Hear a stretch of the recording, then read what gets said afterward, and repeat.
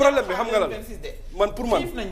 pour man problème bi xam nga lan surtout en ces périodes de fête c'est très compliqué. non mais c'est hyper compliqué pour man xam nga problème bi lan la xam nga Fofana daf ko wax léegi il faut un changement de profondeur à un moment donné mais problème bi mooy dañoo raté le départ ces gens-là n'avaient pas de vision bi ñuy ñëw. c'est ça. Ils n'avaient pas de programme donc quand tu n'as pas de vision amuloo maanaam ay axes prioritaires xam nga bi Ousmane Sonko defee DPG ba pare ci laa ne Sénégal dina dund lu metti parce que pour la première fois dans l'histoire politique du Sénégal un premier ministre def DPG déclaration de politique générale dégagé wul ay axes prioritaires ma taxaw di leen laaj boobu ba léegi lan mooy axe prioritaire u ce régime là maanaam ñun bu ñu xamoon su amoon lu leer bu ñu dégagé woon ay axes prioritaires dinañ xam exactement réew mi fan la jëm dans 1 an dans 2 ans dans 3 ans. parce que su boobaa da ngay xam ne ñoom am nañ ay priorité ci secteur bi ak bii secteur bu ci nekk lii lañ ci bëgg a def lii lañ ci nar a def. moo tax quand Ousmane Sonko avait dit dans le conseil des ministres que administration bi dafa manqué performance du jot les rapports à temps mais ne ko bien sûr doo jot rapport à temps parce que yow nan nga mën a ñëwee accéder au pouvoir avec tes 4000 cadres. Tu prends des nit ak des nit dof tu prends des Queen Bees tu prends des kilifa rappeurs tu prends des ku la neex jël ñi def leen PCA jël ay stagiaires def leen directeur mais nan la administration bi di doxee. ñu banaliser li nga xamante ni moom mooy l'excellence. waaye moi je pense que suñu jugee étape bi war nañoo xalaat ci loolu noonu def un changement de profondeur et ça va encore nous prendre combien de temps ce changement là. maanaam et je le sens je ne sais pas j'ai le pressentiment qu'aujourd'hui on est en train d'assister au dernier conseil des ministres de ce gouvernement j'ai le pressentiment je ne sais pas mais j'ai ce pressentiment là je pense que 2026 gouvernement bu bees ay àndal. waaw pressentiment boobu laa am. at mu bees waxuma ne dafay am de dama ne pressentiment non dama ko sentir léegi ni ma toogee nii dama am benn affaire benn ngelaw intuition loolu la jox sama intuition loolu la ma jox je le pressens maintenant suñu changer le gouvernement tout le gouvernement changer l'administration en profondeur war a tàmbaliwaat à zéro ñaata temps la ñuy jëlaat pour ñu teguwaat ci liggéey ak ñan lañ fay teg xam nga on changement ok mais changement pour un vrai changement ça aussi c'est important parce que changer pour remettre des gens yoo xamante ni ñii ñu changer sax a leen tane vraiment loolu bu ko def est-ce que am na sax kii nit yooyu noonu est-ce que am na voilà non mais am nañ ay 4000 cadres n'est-ce pas non bëri na Sénégal mais est-ce que Diomaye am na ko 4000 cadres Pastef lañ bokk mais Diomaye est-ce que am na 4000 cadres a foofu c'est un problème mais Mimi am na background est-ce que am nañ 4000 non on a tellement de sommité attends yoo xam ne mën nañ yor réew mi non bien sûr non Sénégal am na ko mais ñoom laa est-ce que xam nañ leen est-ce que am nañ ko non le président entre-temps tu penses que mais xam nga à moins qu'il tend la main à voilà aussi. exactement peut-être qu'il a tendu la main à d'autres profils lu ñu gën a sonal pourquoi heure bu nguur ñëwee on se cherche pendant un moment après peut-être doog a commencer di décoller wu et loolu mën na ñàkk gis nga nit booy dem di uti réew la la war moom mooy il faut d'abord nga travailler ci profil yi nga war a àndal nga xam ne damay ñëw ne la Nafi nga ne ma ne la yow laay def ministre de la femme dama bëgg nga commencer liggéey ci lu jëm ci sa département nga xool lan nga war a def comme priorité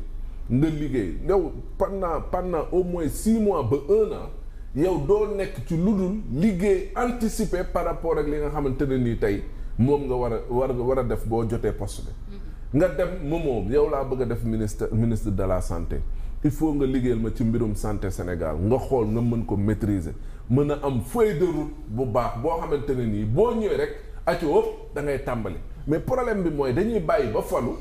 di wër ñu ñuy bëgg a tab ak ñoom seen mais kooku balaa muy ñëw balaa muy comprendre balaa ñu koy mettre aux habitudes de la maison balaa muy comprendre son département ça va prendre énormément de temps ça va prendre du temps di nga perte 1 an wala 2 ans le gars il se cherche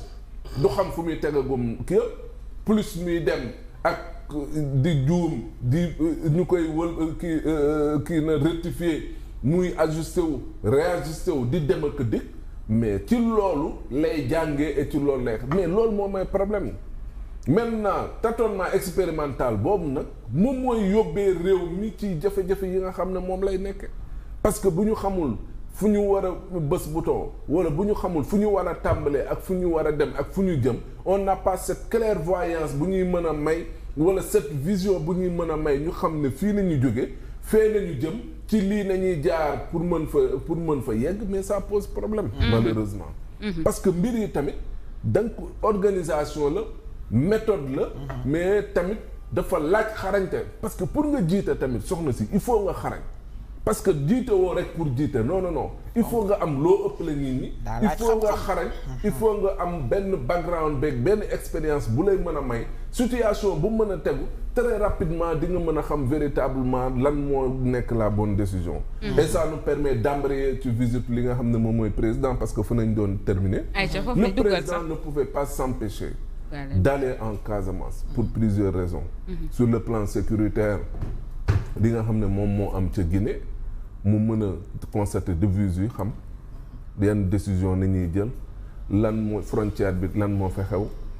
lan la gaañ di liggéey le conflit Casamance comment faire pour le régler et relancer l'économie en Casamance donc jàppoon naa ne lu sa res ko loolu demoon Casamance am na ci solo pour maîtriser les véritables enjeux demee bu nekkee palais même luñ ko fa mënti wax fekkoon na ne dem na fa te xam na yenn réalités yi dina ko permettre mu mën a jël décision yi nga xam ne moom moo gën désactiver également yenn leviers yi dégg nga xaayaar ku dégg séeréer boole ci nag tamit mën a xam sa waay fan lay teg tànkam ci lépp loo xamante ne nii mën na fa xew parce que tamit li bon ci président de la république mooy ngay toog ñu lay yónnee ay renseignements kese bañ a fiyewu tamit di dem ci li nga xamante ne nii et di constater di xamal sa bopp di gisal sa bopp sinon la daloon Abdou Diouf lay dal yëguma ne woon juróomi dara mbuusu meew dañ ko doon jaal ci réew mi képp moom moo la ciy topp vivement nag ces tournées là vivement ces contacts directs avec les populations vivement taxawaay gi nga xam ne moom la jël dem à la rencontre des populations dem xool jafe-jafe yu askan wi am dem xool territoire yi yan problème nañ am peut-être en vue de pouvoir se réajuster et puis prendre des décisions. Et puis le message du président bi muy clôturer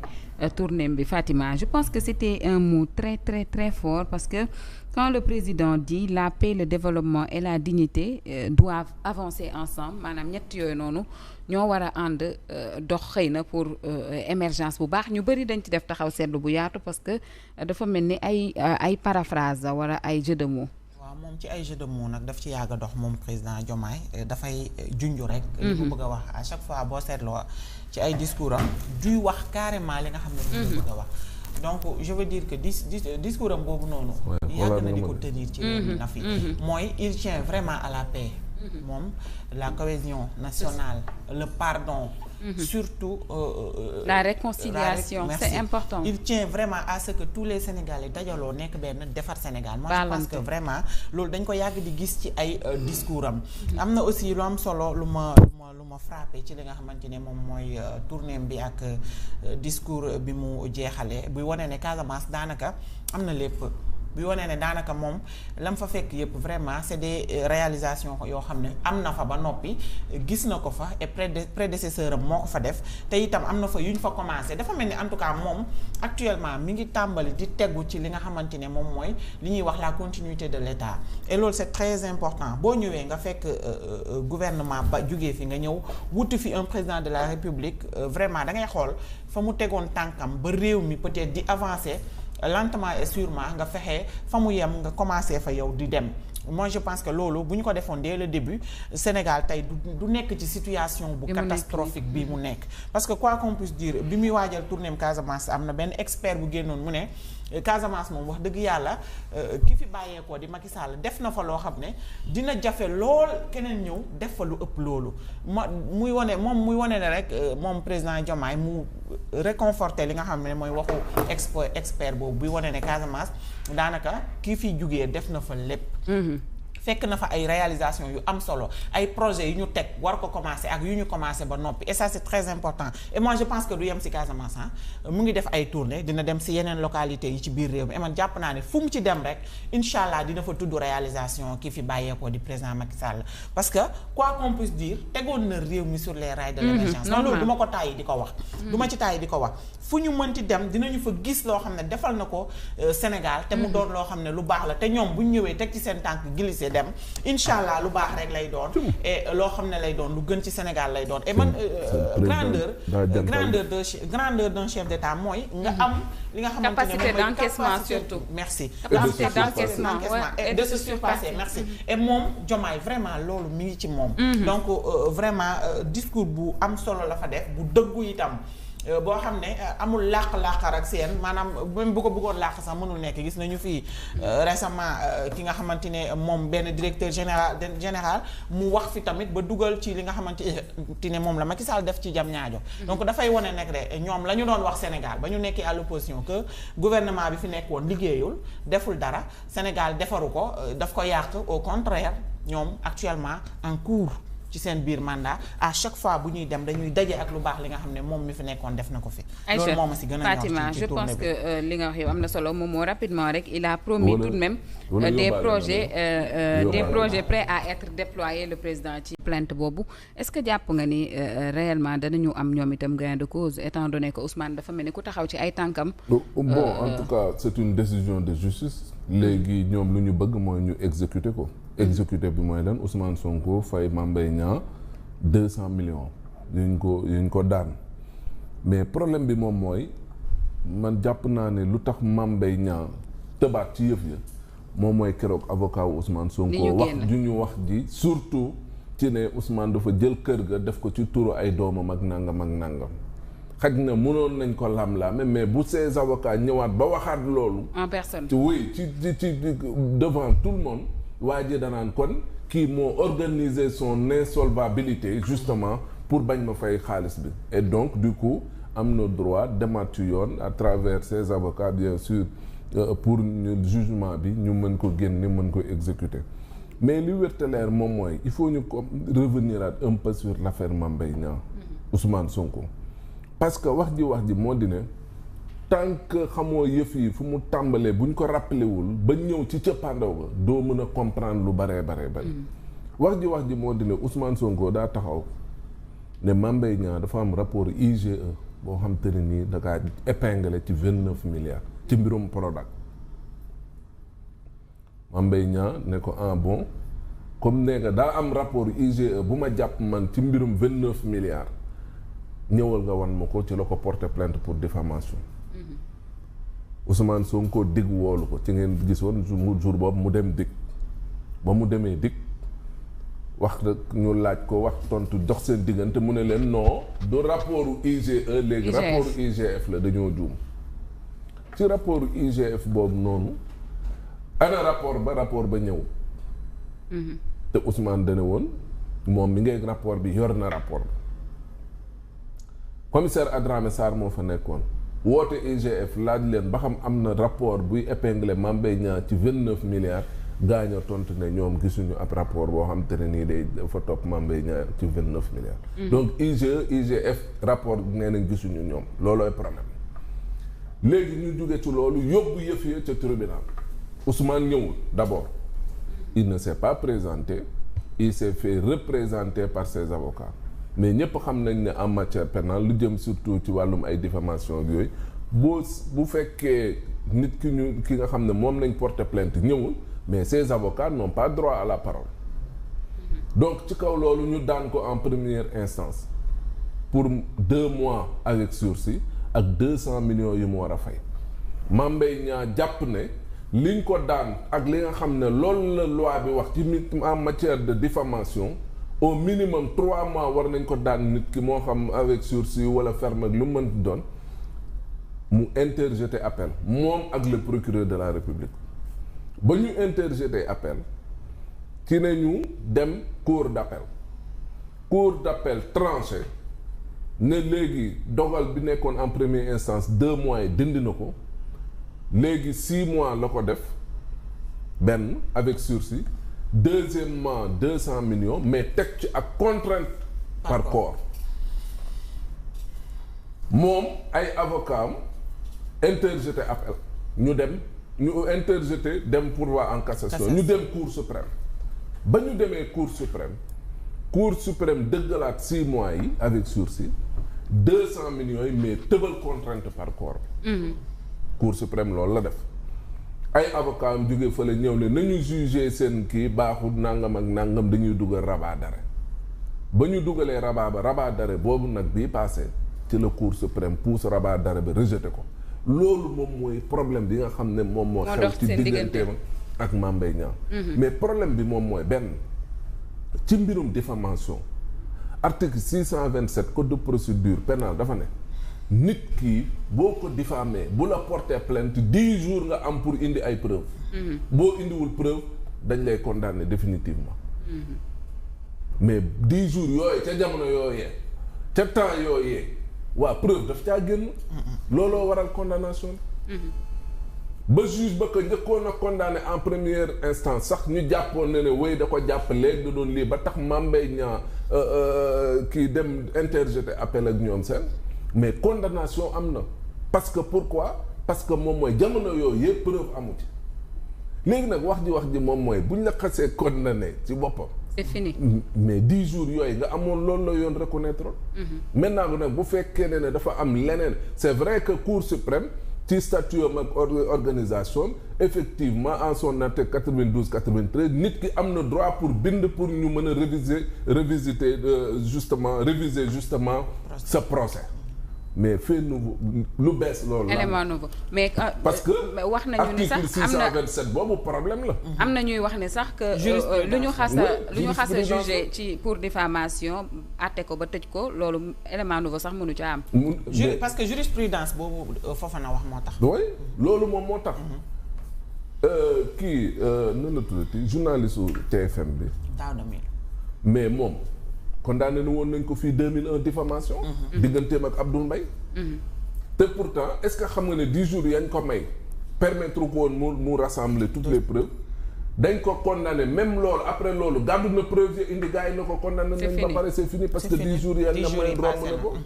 kon donc loolu mooy problème bi fu mu nekk nii et ci code électoral bi nit ki buñ la condamné 6 mois avec sursis jeex moom mënoo nekk candidat moom fi ak juróomi at yii di ñëw léegi nag loolooy problème bi jamono ji léegi nag wax ji lu tax coow li gën a jógaat mooy Ousmane ak ay avocat am nee nañ am nañ lu bees mais man gis naa ci benn avocat sax boo xamante ne dañ koo vaar avocat bi wax leen di nang sama xarit la duñ ci wax nang bu baax man dama jaxasoo ci loolu de Mamadou parce que avocat bi première vidéo bi ak fugg bi mu doon waxee maître Abdinaar Ndiaye deuxième vidéo bi mu wax ni Ousmane bu wàccee baatam franchement dama jaaxle non c'est-à-dire le problème bàyyi ma waxal ko sama xarit la déedéet bàyyi ma waxal ko sama xarit la ah sa xarit bàyyi ma waxal ko sama xarit la non man sama problème d'abord balaa maa ñëw ci maître sa xarit bi ngay défendre bi dafa ndànk rek défendre waaw non dafa ndànk man du ma défendre lu dëgg le problème mooy kii Fofana dafa am lu important lu mu wax ci biir wax ji daf ne bi Mame Mbaye Niang di dugal plainte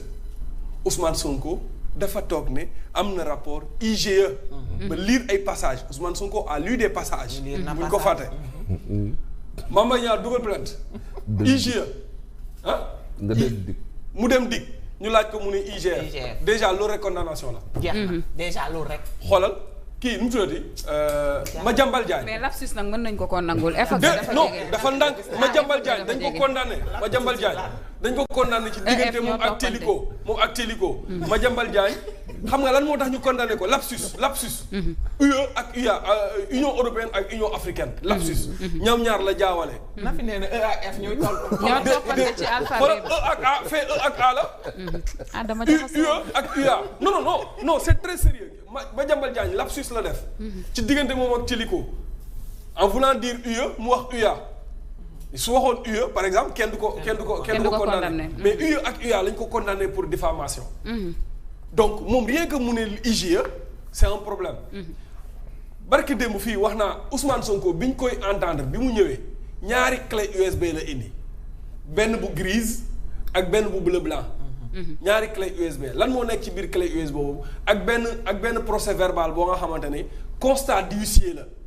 xam nga lan la huissier yi constaté. ñaari article yoo xamante ne benn bi Dakaractu moo ko bind beneen bi Sans Limites moo ko bind ñu indi ko comme étant des preuves loolu dafa mën a nekk preuve. non on lui a demandé le rapport après mu ne non waxul rapport IGE rapport IGF la wax. ñu ne ko dama nga indi rapport bi. rapport boobu la doon wër ba koy door a gis nii nag. léegi nag loolu comme da koy doog a gis waaw léegi comme da koy doog a gis mënta nekk élément nouveau il faut nit ñi taxaw ci élément nouveau mooy au-delà de 10 jours yi ñuy wax bu élément nouveau mooy maanaam loo xamante ne juge bi ak ñi nga xamante ne ñoom ñoo nekkoon ci dossier bi maanaam mosuñu koo évoqué xamuñu ko. mais rapport du élément nouveau rapport moo tax ñu épinglé ko parce que moom daf ne woon yor na rapport bi. donc même mu gis rapport bi c'est pas un élément nouveau. léegi nag problème bi man maître Abdy Nar Ndiaye que je connais. très bien. nan la mën a duggee ci ay caaxaan yi. mooy suma problème non xaaral rek. non man je peux pas comprendre maître Abdy Nar Ndiaye taxawaay bi mu am barreau de Paris. c'est pas n'importe qui maître Abdy Nar Ndiaye. waaw ndiru na ko. c'est un bon avocat au barreau de Paris benn barreau bu Sénégal mu bàyyi leen ma waaye. lu tax doo ma bàyyi ak maître man. suma xarit la da nga koy massacrer. di nga ñëw ci maître maître moom moo toog xool Sonko ba mu neex ko. mu volontaire wu. le président entre-temps tu penses que mais xam nga. à moins qu'il tend la main à voilà exactement peut-être qu'il a tendu la main à d'autres profils. xam nga lu ñu gën a sonal pourquoi heure bu nguur ñëwee on se cherche pendant un moment après peut-être doog a commencer di décoller wu. et loolu mën na ñàkk gis nga nit booy dem di uti réew la la war moom mooy il faut d'abord nga travailler ci profil yi nga war a àndal. nga xam ne damay ñëw ne la Nafi nga ne ma ne la yow laay def ministre de la femme. dama bëgg nga commencer liggéey ci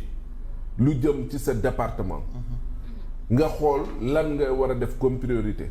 nga liggéey yow pendant au moins 6 mois ba 1 an yow doo nekk ci lu dul liggéey anticiper par rapport ak li nga xamante ne nii tey moom nga war a def boo jotee poste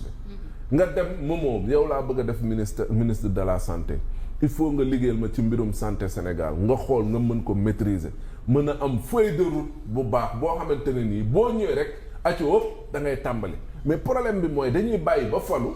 di wër ñu ñuy bëgg a tab ak ñoom seen mais kooku balaa muy ñëw balaa muy comprendre balaa ñu koy mettre aux habitudes de la maison balaa muy comprendre son département ça va prendre énormément de temps ça va prendre du temps di nga perte 1 an wala 2 ans le gars il se cherche du xam fu muy tegagum kii plus muy dem ak di juum di ñu koy kii na rectifier muy ajusté wu réajusté wu di dem ak dikk mais ci loolu lay jàngee et ci loolu lay mais loolu moom mooy problème maintenant tâtonnement expérimental boobu nag moom mooy yóbbee réew mi ci jafe-jafe yi nga xam ne moom lay nekk parce que bu ñu xamul fu ñu war a bës bouton wala bu ñu xamul fu ñu war a tàmbalee ak fu ñu war a dem ak fu ñu jëm on n'a pas cette clairvoyance bu ñuy mën a may wala cette vision bu ñuy mën a may ñu xam ne fii nañu jóge fee nañu jëm ci lii nañuy jaar pour mën fa yegg mais ça pose problème malheureusement parce que mbir yi tamit donc organisation la méthode la mais tamit dafa laaj xarañte parce que pour nga jiite tamit soxna si il faut nga xarañ parce que jiite woo rek pour jiite non il faut nga am loo ëpp la nit ñi il faut nga xarañ il faut nga am benn background beeg benn expérience bu lay mën a may situation bu mën a tegu très rapidement di nga mën a xam véritablement lan moo nekk la bonne décision et ça nous permet d'embrayer ci visite li nga xam ne moom mooy président parce que fu nañ doon terminer le président ne pouvait pas s'empêcher d'aller en Casamance pour plusieurs raisons sur le plan sécuritaire li nga xam ne moom moo am ca Guinée mu mën a constater de visu yi xam yenn décision na ñuy jël lan moo frontière bi lan moo fa xew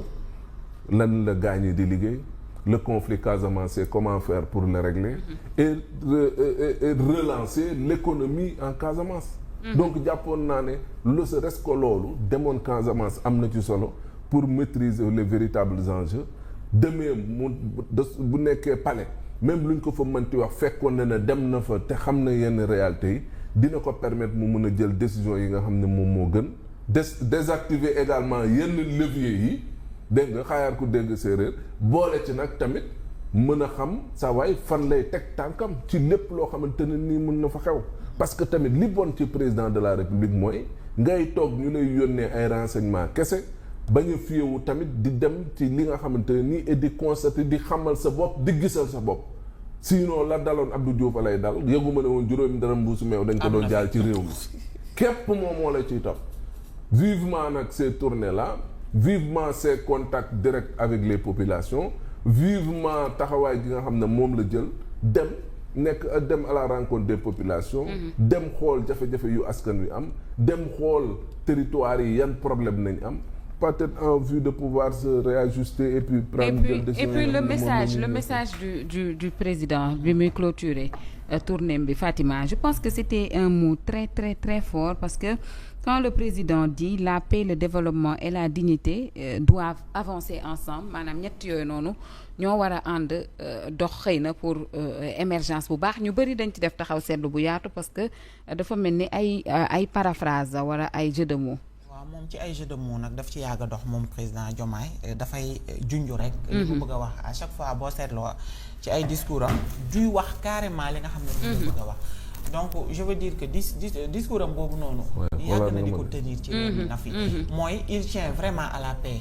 moom la cohésion nationale le pardon surtout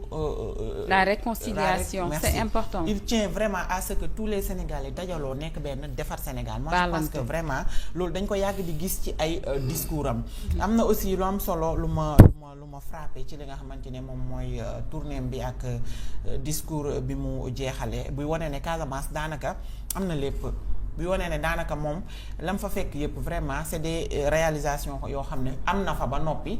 gis na ko fa et prédécesseur am moo ko fa def te itam am na fa yu ñu fa commencé dafa mel ni en tout cas moom actuellement mi ngi tàmbali di tegu ci li nga xamante ne moom mooy li ñuy wax la continuité de l'État et loolu c'est très important boo ñëwee nga fekk gouvernement ba jugee fi nga ñëw wuti fi un président de la République vraiment da ngay xool fa mu tegoon tànkam ba réew mi peut-être di avancer lentement et sûrement nga fexe fa mu yem nga commencé fa yow di dem moi je pense que loolu bu ñu ko defoon dès le début Sénégal tey du nekk ci situation bu catastrophique bi mu nekk parce que quoi qu'on puisse dire bi muy waajal tournéem Casamance am na benn expert bu génnoon mu ne Casamance moom wax dëgg yàlla ki fi bàyyeekoo di Macky Sall def na fa loo xam ne dina jafe lool keneen ñëw def fa lu ëpp loolu muy wane ne rek moom président Diomaye mu réconforter li nga xam ne mooy waxu expert boobu buy wane ne Casamance daanaka kii fi jugee def na fa lépp. fekk na fa ay réalisation yu am solo ay projets yu ñu teg war ko commencer ak yu ñu commencer ba noppi et ça c'est très important et moi je pense que du yem ci Casamance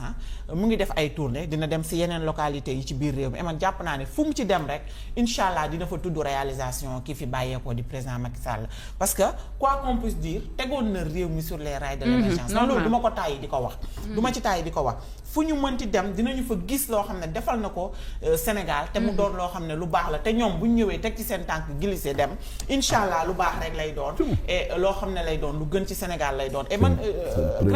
grandeur d'un chef d'État mooy nga am li nga xamante ne capacité d'encaissement surtout merci capacité d'encaissement et de se surpasser merci et moom Diomaye vraiment loolu mi ngi ci moom donc vraiment discours bu am solo la fa def bu dëggu itam boo xam ne amul làq-làqar ak seen maanaam même bu ko bëggoon làq sax mënul nekk gis nañu fii récemment ki nga xamante ne moom benn directeur général mu wax fi tamit ba dugal ci li nga xamante ne moom la Macky Sall def ci Diamniadio donc dafay wane nekk de ñoom la ñu doon wax Sénégal ba ñu nekkee à l'opposition que gouvernement bi fi nekkoon liggéeyul deful dara Sénégal defaru ko daf ko yàq au contraire ñoom actuellement en cours ci seen biir mandat à chaque fois bu ñuy dem dañuy daje ak lu baax li nga xam ne moom mi fi nekkoon def na ko fi. loolu moo ma si gën a Fatima je pense que li nga wax yow am na solo moom moo rapidement rek il a promis tout de même des projets prêts à être déployés le président ci tournée économique bi tëj nañ clôturer nañu tournée bi taf def na fa 5 jours message bu fort bi mu lancé yaakaar naa ne ñëw naa ci léegi duma ci ñëwaat mais wax na ni il est prêt à déployer bépp moyen boo xamante ni xëy na dana rehausser économie bu Casamance taf ban jàngat ngay def wala lan mooy sa bilan yow yóbbaale na la super alors je pense que dama am ñaari cri de cœur Aïcha yu ma bëgg a def lépp nag ci réew mi la rek waaw parce que Babacar Lo Ndiaye c'est un inspecteur des impôts et domaines dama ko gis mu def conférence de presse je pense démb la ko amal mais mu wax ci ay wax yoo xam ne vraiment c'est à déplorer mooy ni agent impôt et domaine la ñu joxoon ko un logement de fonction Babacar Lo Ndiaye nag ñi ko xamul moom mooy leader parti Fass Joma je pense parti bi noonu la tudd mu nekk fonctionnaire de l'État ñu jox ko logement de fonction gouvernement État jox ko alors le directeur général du patrimoine bâti di Ilimane Pouy nangu logement de fonction boobu ñu ko jox ba pare bi mu ko nangoo ci moom ba pare génnee ko fa daf ko jël jox ko rakkam bu mu bokkal ndey ak baay mu dëkk fa ça c'est quand même scandaleux. Vraiment tey daal bi may xëy si laay xool Babacar Lo Ndiaye nag c'est un ami c'est un frère mais sincèrement moom waxuma ko man maay dem TikTok di défiler rek ba yem ci vidéo ma taxaw déglu ko et j'ai entendu ça et je tenais vraiment à toog ci plateau bi wax ko parce que ça c'est à dénoncer quand même. Génnee na ko foofu ci logement de fonction dugal fa rakkam. ba pare yemuñu foofu ak moom ñu affecté ko affectation boo xam ne c'est tout à fait vouloir éliminer peut-être un adversaire politique parce que àndul ak ñoom toujours mi ngi dal ci kaw seen leader Ousmane Sonko toujours mi ngi peut-être di leen fàttali la ñu daan wax étant à l'opposition mu doon loo xam ne c'est un jeune très très engagé vraiment moom dafay politique loolu la engagé nee na même bi nga xamante ne dafa def partem sax daf ko monter partem teg ko dañu ko convoqué gendarmerie. Pour wax ko si lan nga basé wu ba montes ba teg fi parti. Loolu est-ce que le Sénégalais lambda moom aussi c'est Fofana man yow amuñu droit xëy un beau jour bëgg a dugg ci politique defar suñu parti ut suñu papier yi ñu war a am. Moi je pense que loolu Sénégalais bu nekk buy respecter buy wuyu ci normes yi nga xam ne moom la ñu wax pour defar parti yépp am nga ci droit. Donc loolu bi mu paree ñu jël ko affecté ko affectation boo xam ne nee na moom c'est un agent de l'État donc dafay servir État fu ñu ko mënti yóbbu dafay liggéey mais il dénonce quand même l'affectation parce que c'est brusque. Arbitraire quoi. Merci c'est arbitraire fañ ko yóbbu. muy Matam nangu na fa dem et dina fa dem parce que dafay servir réewam. Mais aussi dina taxaw wax ni affectation bi teguwul ci yoon. Parce que génnee bi moo jiitu te li ko gën a metti mooy Ilimane Pouy moom ba mu ko génnee dafa dugal rakam bu mbokkal ndey ak baay. Loolu pour lan la rakam boobu noonu lan la ci réew mi ba mu jël logement de fonction bu ñu joxoon un agent de l'État génnee kooku ba noppi dugal fa rakam loolu c'est une question Babacar Lo Ndiaye moo ko xamle ci conférence de presse bi mu doon amal. Ban direction direction patrimoine bâti de l'État. Bi ci topp mooy direction. ANAMO patrimoine bâti mooy SOGEPA. Voilà mooy SOGEPA merci direction ANAMO Demba Dioum moo fa nekk moom itam chaque jour dafay menacer licencier ay nit au profit des militants de Pastef. ñoom ñoo joxe information boobu itam nee nañu actuellement 4 assistants yoo xam ne mi ngi leen bëgg a dàq.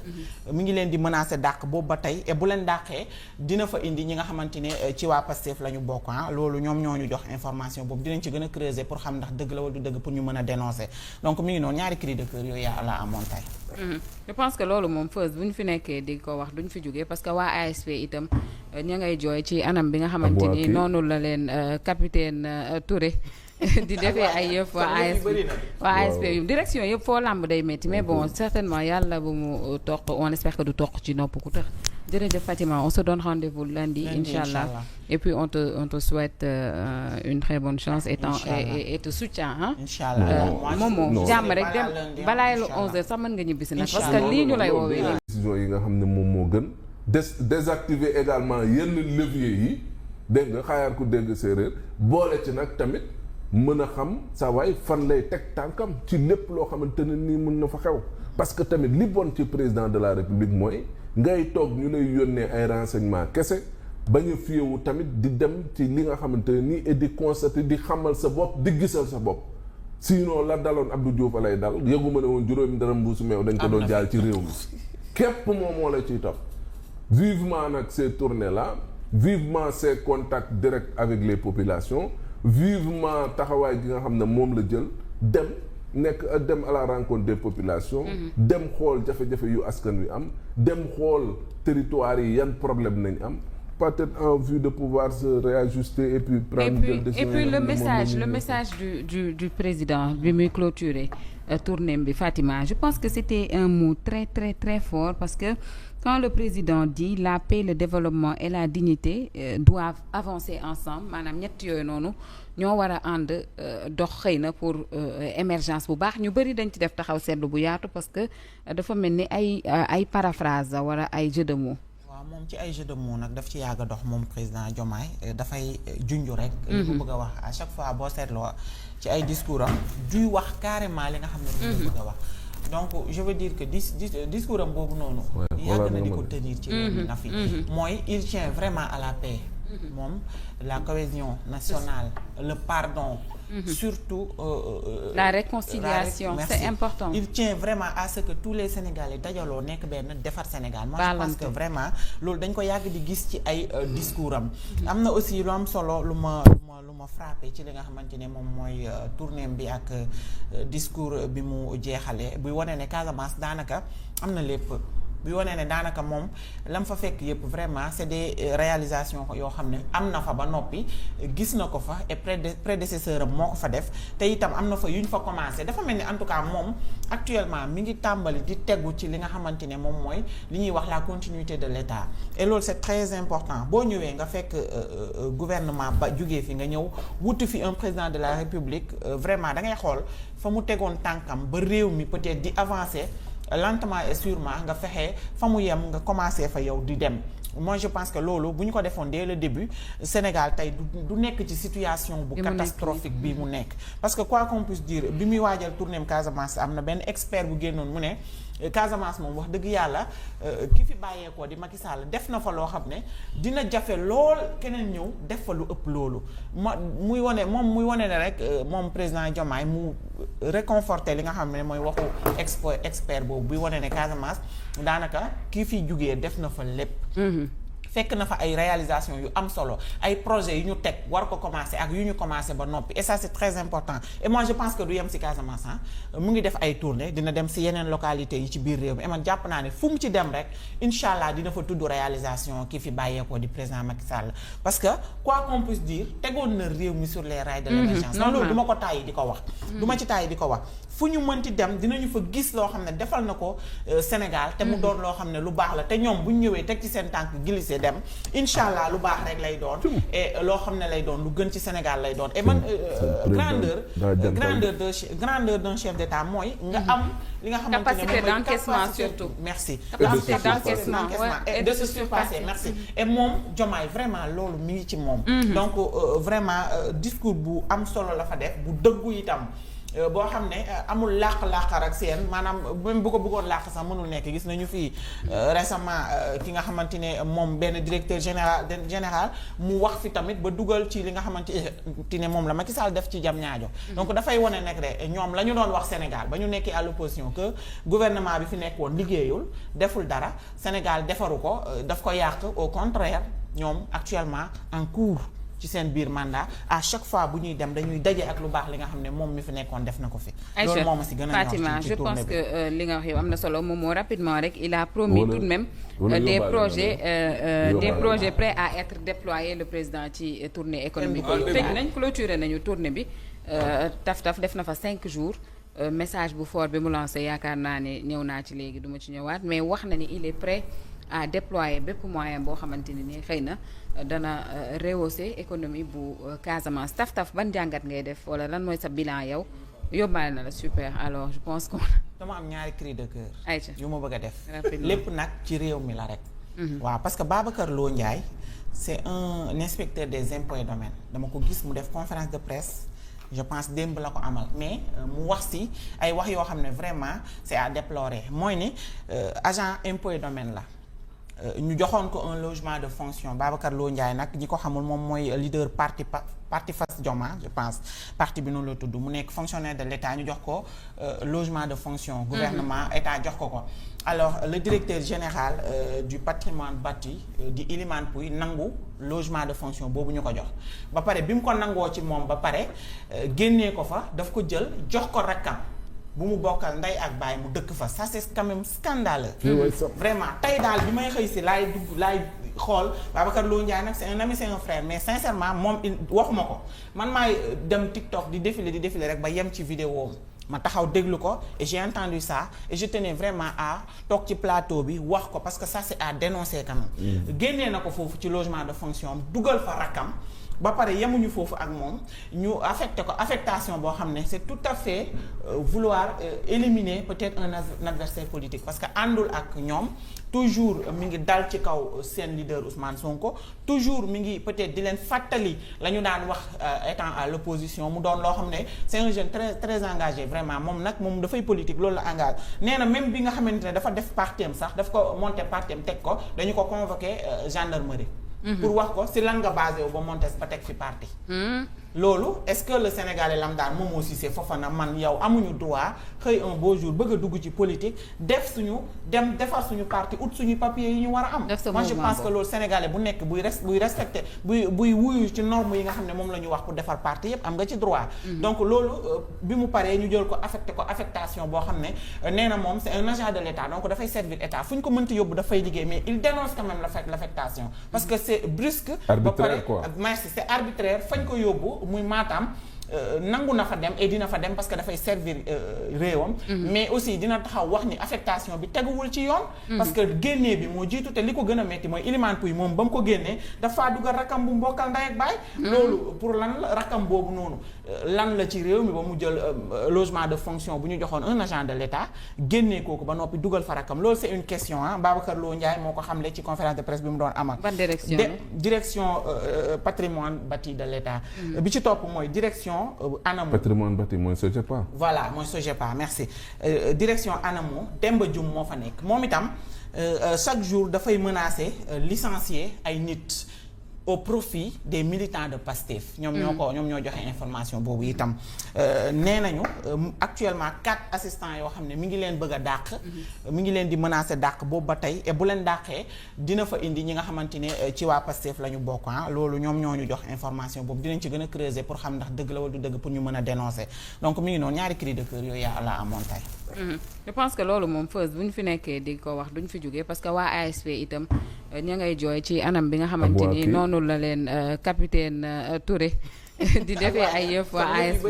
ASP yu direction yëpp foo làmb day métti mais bon certainement yàlla bu mu toq on espère que du toq ci nopp ku tax jërëjëf Fatima on se donne rendez-vous lundi inchallah et puis on te souhaite une très bonne chance et te soutien inchallah moom jàmm rek dem balaay lu 11h sax mën nga ñibbisi nag parce que lii ñu lay woowee nii moom dañ koy déglu bàyyi ko mu ñibbi dem dossier ba jébbal procureur classé chance ñu joxante dig daje suba inchallah wala samedi waaw ba suba inchallah lundi du mois merci beaucoup à toi aussi Nafi man je vous donne rendez-vous tout à l'heure à 20h45 une heure avec Cheikh Tidiane Kandé super Aïcha fàttali ñu ñuy seetaan ne Expresso moo leen doon may tout de même bi le magazine ak seen forfait boobule di buur 3000 da ngay dem Wave forfait bi daal dina fay débarquer boo demee ci onglet Expresso di nga fa mën a valider bi la gënal le plus rapidement possible di inviter aussi les habitants de Bargny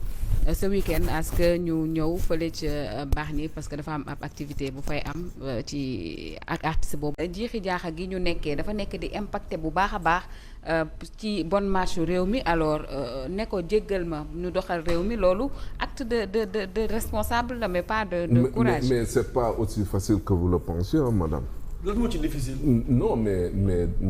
Ousmane Sonko doo xëy séparé woon moom nii mais il y a un préalable. La manière. Oui il y a un préalable. est-ce que newul ne waa ji ci loolu la nekk parce que tamit quoi qu'on dise moom Ousmane démb ñoom la woon. ñoom ñoo nekkoon ci yëf yi est-ce que ni ngeen ko jàppee day yomb rek mu tëb ne Ousmane oui man li ma comprendre moom mooy le président bëgg na séparer woo Ousmane mais dafa day teg les préalables ba pare doog ci jëm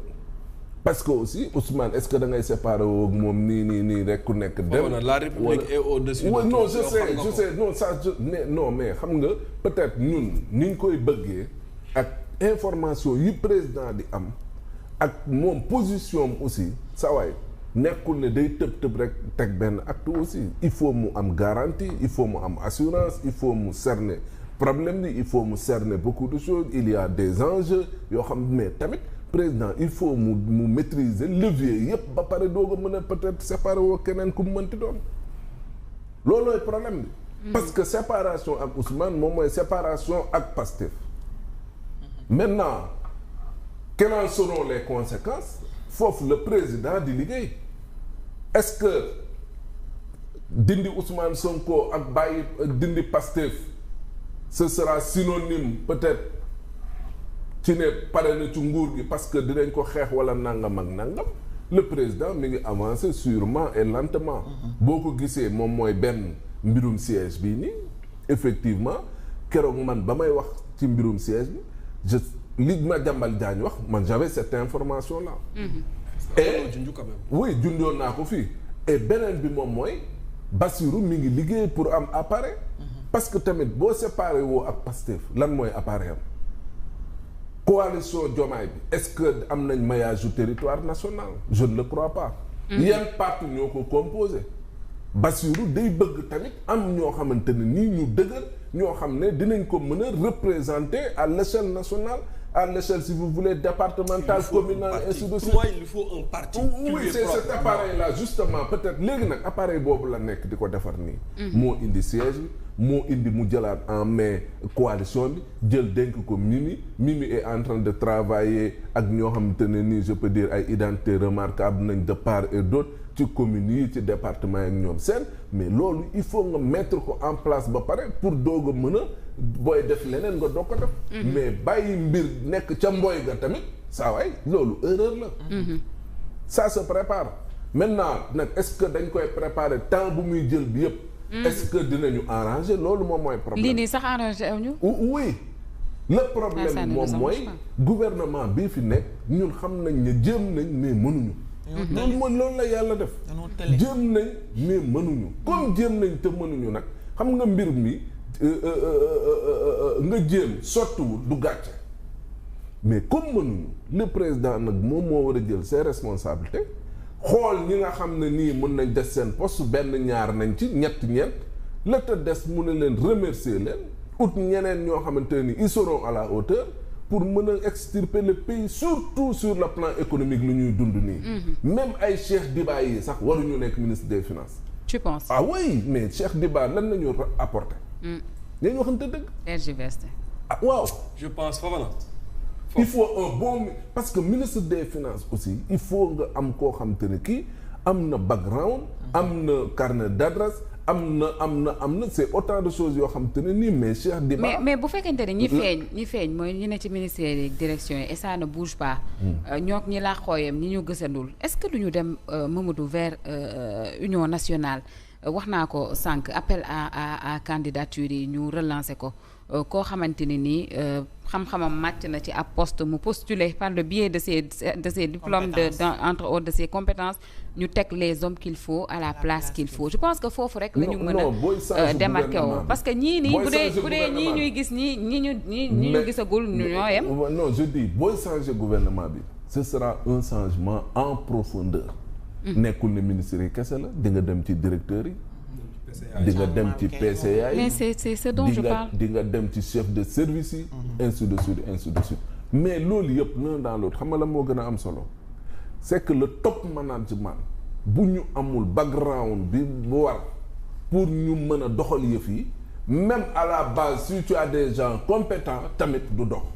parce que le problème fondamental c'est au niveau du top management ñii jiite tey joxe les jël décisions yi di joxe décisions yi ñooñu noonu bu ñu amul capacité amuñu background amuñu jaar-jaar amuñu expérience amuñu vécu boobu noonu pour pouvoir manager et pour pouvoir manager surtout ñi nga xam ne ñoom nañu am mais ça pose problème aussi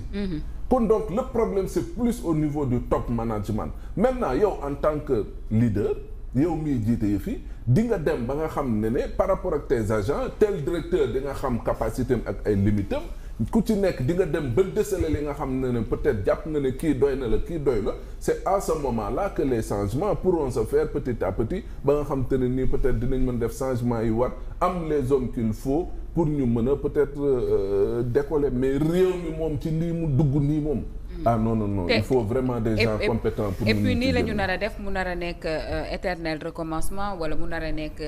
éternel kii bu tegee paaka ca des teg pas faatu parce qu'on se rappelle bi nga xamante ni Ousmane Sonko daal dinay saisir ay avocats am pour ñu ubbiwaat procès am ak Mame Mbaye Niang pour mën a xam ndax day bokk 2029 am déet lendemain ba dañu gis ay photo yu tukkee ci siège yu